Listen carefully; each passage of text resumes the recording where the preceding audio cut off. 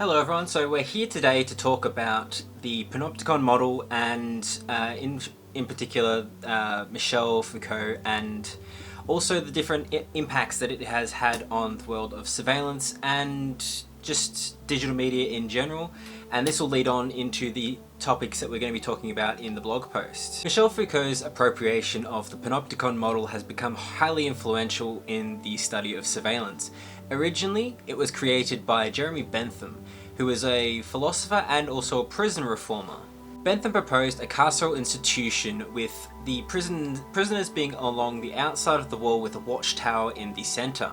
With the prisoners being along the outside of the centre, they would always be able to be watched by the prison guards, and this would impact the way that the prisoners would act. They would believe that they were being watched at all times and there was no chance for them to act up, so they would always act in accordance to how the prison norms would be, and so that they didn't get punished, because if they made any transgressions or anything, they felt like they would be able to get punished instantly because the guards would always be watching.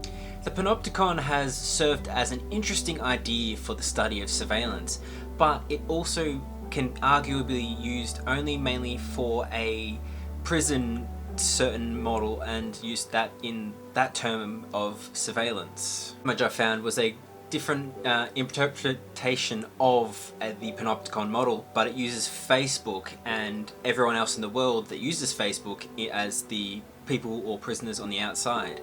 And people arguably find that Facebook searches all their data and that they seem to be getting everything tracked by them, and that they have no control over anything that they do.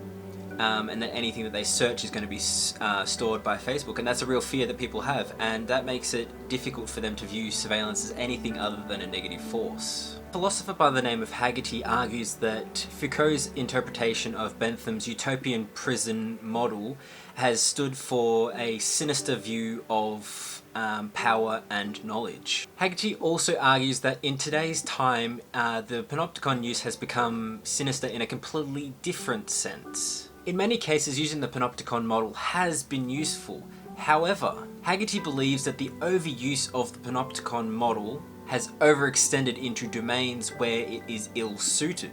And to add to this, Haggerty also has said that he believes that it has become reified and that it directs philosophers or researchers of surveillance down a certain path, and only to look at a certain subset of surveillance concepts and all that, so then everything else gets excluded. Because everything else gets excluded, that doesn't allow you to use this model to view everything in a balanced way so that you can understand all forms of surveillance. So it makes it a bit difficult to be able to understand the whole picture if you're not including everything. And that's all we have for this section. If you want to learn more about it, keep reading down below, and this will all tie in with the whole idea of surveillance and how that ties in with digital media.